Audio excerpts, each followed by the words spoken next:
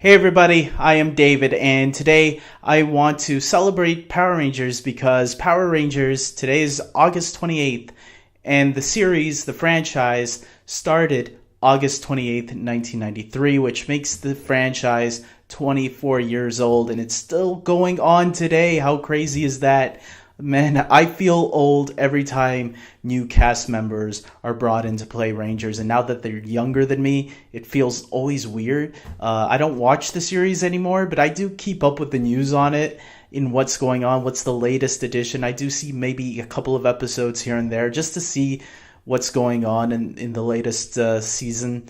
And I wanted to do something special, something that I could build a list on. My favorite Power Ranger team-ups. Now, if you're not familiar with Power Rangers, let me explain here to you, especially if you're someone that only watched Mighty Morphin and didn't watch beyond that.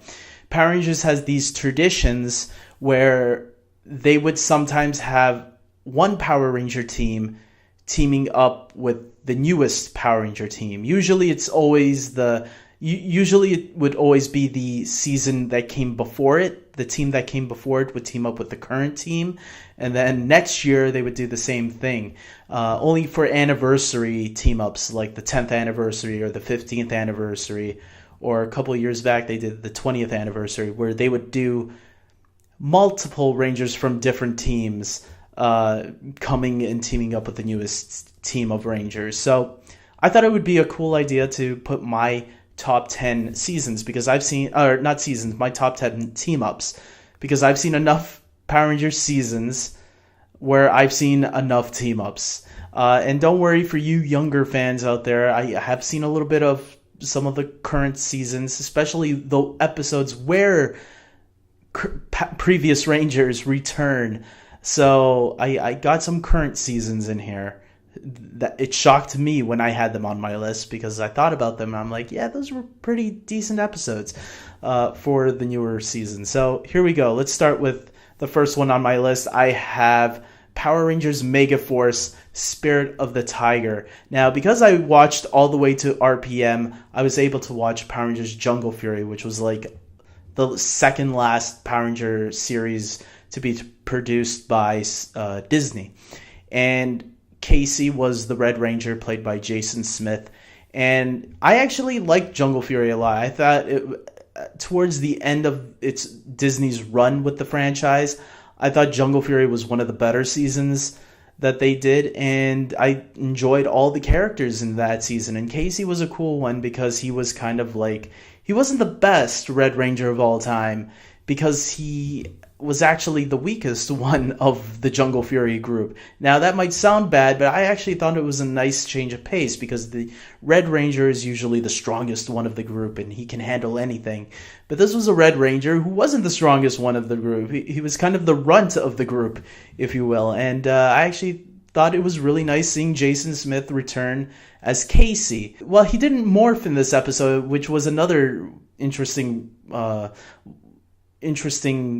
situation why I put it in my top 10, because yeah, he doesn't morph, but he does help the newer Rangers, at least two of them, the Black and the Pink Ranger, try to learn his style of fighting from his season to help defeat the newest monster of the day.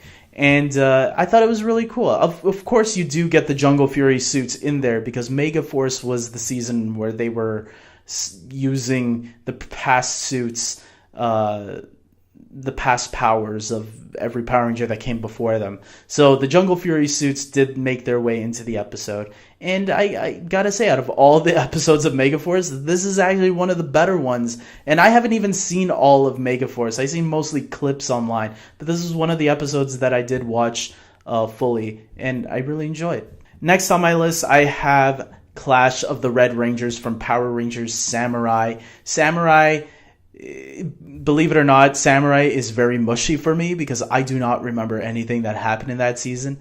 I know I watched it, but it was already, around that time was already the time where I was kind of letting go of the show, because I had thought Power Rangers was canceled.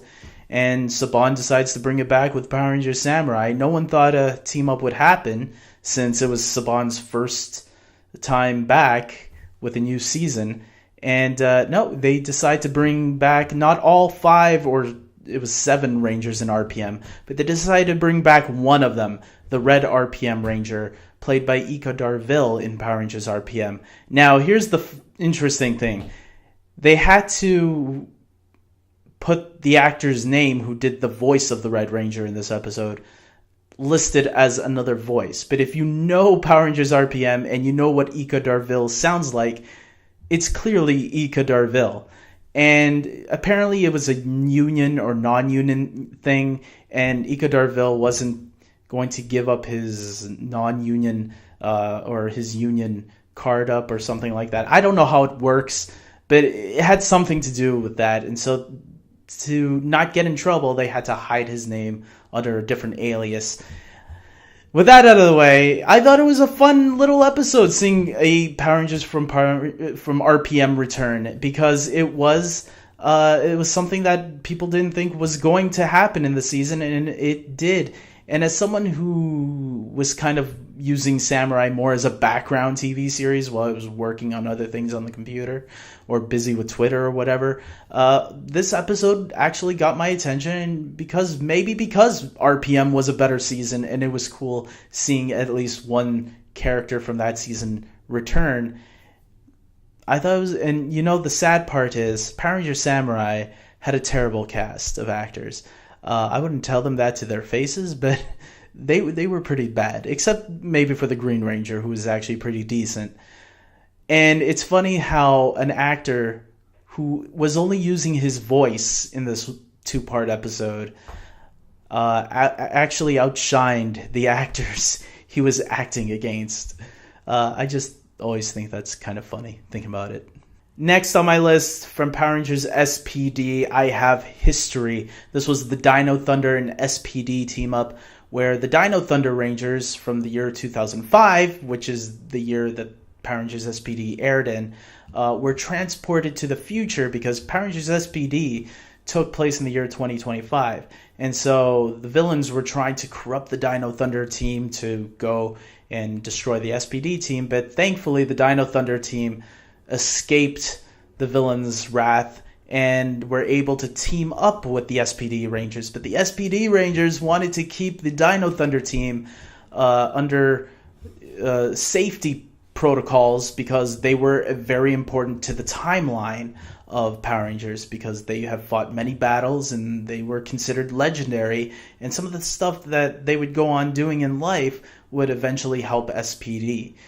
So I actually thought this was a fun little episode, and much better than the episode that followed, which is why that one is not on my list, Wormhole. This was actually the better Dino Thunder SPD team-up, and I think it gets overlooked because some fans feel by the later half of SPD starts to fall apart. But I feel the team-up was actually a good one, and I think it shouldn't go overlooked as one of the better team-ups out there. Next on my list, I have Power Rangers in Space, the Delta Discovery. And this is the episode where the Phantom Ranger returns. The Phantom Ranger was from Power Rangers Turbo, and he returns because he has found Zordon. Zordon has been captured by the villains in Power Rangers in Space, but Phantom Rangers found him, and he contacts the Space Rangers to come to this planet and save him. Unfortunately, the episode starts to fall apart in the later half of the episode, but I feel the first half is so strong and so unique. I think the producers saw this, because this to me was the episode that really turned the direction of the series and made them realize the tone and direction they needed to go with. And it's definitely an episode worth noting and worth checking out. And the whole storyline in Power Rangers in Space is really cool and feels like a final season of a series that ran for 6 seasons at that time.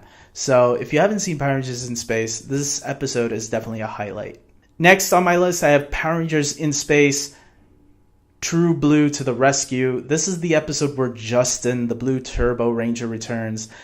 Justin is not a very popular character when it comes to Power Rangers. He is a kid that got lucky and became a Power Ranger, and he is considered one of the most hateful characters in the franchise. He's like the Jar Jar Binks of Power Rangers, and I'm going to admit I did not like the character when the character was first introduced, but I did warm up to the character later on when I feel they were kind of toning him down a bit. He wasn't a hyperactive kid like he was in the first half of the season, and they didn't really rub his genius in like, hey, I'm the smartest guy here. That's how I got into high school before all my other peers. And for what it was worth, though, I felt this was a nice little conclusion to his story. He had this whole father story arc going on where his father was like an alcoholic or something. I don't remember now, but he was jobless and he was trying to find other jobs because he was an alcoholic. I don't remember the whole story right now, but this was after the fact. Towards the end of Turbo, he found a job, and work was too consuming for him, and it was showing that Justin, he wanted to spend more time with his dad, but his job was taking too much of their time. And this allowed Justin a little bit more closure for that storyline, because they did kind of, the father is going to make time for him. And it was also cool just seeing Justin back, especially the two cars that returned. They had cars from Knight Rider. They were kind of like that. They were cars with their own minds. And the Turbo team had that. And that was kind of giving some closure to Power Rangers Turbo as a whole as well. So, this was a really fun little episode that I definitely recommend. Next on my list, I have Always a Chance. This is the third Power Rangers in Space episode on my list. 3 episodes all in a row. What can I say? This was a really fantastic episode. This episode brought back Adam, who was the second Black Ranger who took over for Zach. And then he became the Green Zeo Ranger in Power Rangers Zeo, and the Green Turbo Ranger, the first Green Turbo Ranger in Power Rangers Turbo, until he passed on his powers to Carlos, who would eventually become the Black Space Ranger in Power Rangers in Space. And Adam returns, and he's kind of training Carlos. It's kind of like a Rocky situation where Carlos accidentally hurts somebody on his team, and he's kind of having self-doubt about himself, and so Adam returns to kind of give him that confidence that he needs, and know that, hey, whoever becomes a ranger knows that they're sacrificing themselves, putting themselves in the line of danger. So if you hurt them accidentally, they'll understand, which she did. His teammate understood that. And obviously at the end, you get a really nice moment where Adam morphs one last time using the original Power Morpher, transforming into the Black Power Ranger from Mighty Morphin Power Rangers. And his powers is limited because they do remember the fact that the power coins were destroyed in the Alien Rangers saga. So Adam's powers are temporary and do fade out on him towards the end of the battle. But it was still cool having him morph using the old morph stock footage and getting to see the Black Mighty Morphin Ranger teaming up with the Black Space Ranger. It was just a lot of fun for old-time fans of the franchise who had stayed with the series for that point in time.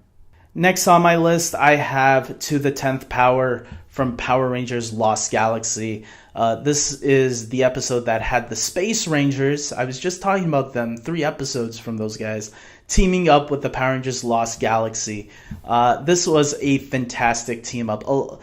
A lot of people, including myself, consider this the first official team-up. Even though they had the 3 episodes with the Space Rangers that I said already, and they had the Alien Ranger and Zeo Ranger team-up, a lot of people consider this the first official one because Power Rangers in Space was a full team, and so was Lost Galaxy. They had 2 full teams of Rangers who actually had their own seasons. They had a full-out seasons that showcased them. You can say Mighty Morphin Alien Rangers and Power Rangers Zeo was that too, but the Alien Rangers were more like guest stars in 10 episodes, and it was still part of Mighty Morphin Power Rangers Season 3, whereas this team-up actually had 2 full sets of Rangers and had them team up in a really cool way. They brought back the Psycho Rangers, who were the villains of the Space Rangers, and had the 2 teams fight them. They paired up each color one by one, And they also had some really cool action sequences in this episode, I thought, and their intros were really nice too. And it probably has one of the coolest team up morphs in Power Rangers history. Morphs are a big important part of the Power Ranger franchise, and when you have the two theme songs interconnected to one another, one after the other, it actually is a really powerful moment in the team up, and one that I really enjoyed. And it started the whole tradition of the smoke color clouds in the background whenever they morph too. So this one was really the team up that started it all. Next on my list, I have another episode from Power Rangers Lost Galaxy, The Power of Pink. This episode was a very special episode to a lot of Power Ranger fans. It was the one that kind of wrote Kendrix out. Kendrix was the Pink Galaxy Ranger who they had to write her off because the actress had been diagnosed with leukemia. And because of that, they had to find a way to write her off. And that way was to kill her off. Obviously with the intention of bringing her back eventually, which they do, because thankfully she got cured from leukemia, and which is very rare. And I think it was a really well done episode. Something that you never thought would happen on Power Rangers actually happened. I remember being really shocked at the time that they actually went through with it by having her blow up. It was like one of the craziest moments in the entire franchise, where my jaw literally dropped. And it's probably why it's still considered one of the biggest moments in the franchise's history. Next on my list, I have from Power Rangers Wild Force, Reinforcements from the Future, Part 1 and 2. And this is where the Wild Force Rangers team up with the Time Force Rangers. I love this team up. This is definitely the most well-done team up in the history of the franchise. This does everything a team up is supposed to do, just like to the 10th Power, where it gets both teams of Rangers and makes them equally as important. Although I do feel the Time Force Rangers do overshadow the Wild Force Rangers, and that's fine, because the Time Force Rangers, number one, were the better Rangers to begin with. And number two, it kind of felt like a finale, a true finale for Time Force, where I think some people felt the way Time Force ended was kind of a little bitch slap to the fans.